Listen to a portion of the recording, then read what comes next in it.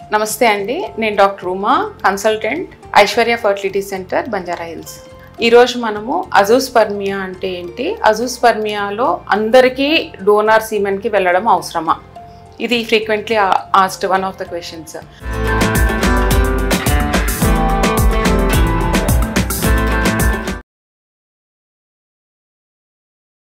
Azoospermia అంటే మనకు సీమెన్లో అసలు వీర్య కణాలు లేకపోవడం, దాన్ని అజూస్పర్మియా అంటాము.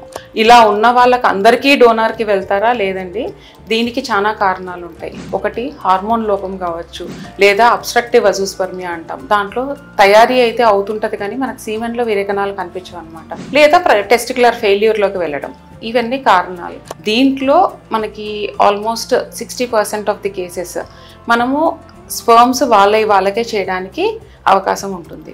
ఎలాగా? హార్మోన్స్ లోపం వాళ్ళకి హార్మోన్ ఇంజెక్షన్స్ ఇవ్వడం వల్ల మళ్ళీ మనకి స్పర్మ్ ప్రొడక్షన్ అనేది జరుగుతుంది. వాళ్ళకి వాళ్ళ ఓన్ స్పర్మ్స్ తోటి మనము ట్రీట్మెంట్కి వెళ్ళచ్చు. సెకండ్ది అబ్స్ట్రక్టివ్ అజూస్పర్మియా. అబ్స్ట్రక్టివ్ అజూస్పర్మియాలో మనకి స్పర్మ్స్ తయారీ అయితే ఉంది కానీ అవి మనకి బయటికి రావడం జరగట్లేదు. వీళ్ళకి యూజువలీ స్పర్మ్ రెట్రీవల్ టెక్నిక్స్ చాలా హెల్ప్ చేస్తాయి. పీసా టీసా లాంటివి. దాంట్లో ఏం చేస్తారు, చిన్న నీడిల్ని తీసుకెళ్ళేసి లోపల నుంచి స్పర్మ్స్ అనేవి ఆస్పిరేట్ చేసి వాటిల్ని మనం ట్రీట్మెంట్లో ఉపయోగిస్తాం. దాంట్లో కూడా వాళ్ళ స్పర్మ్ వాళ్ళకే యూజ్ చేస్తాం.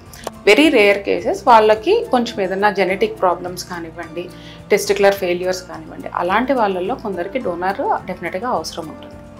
Thank you.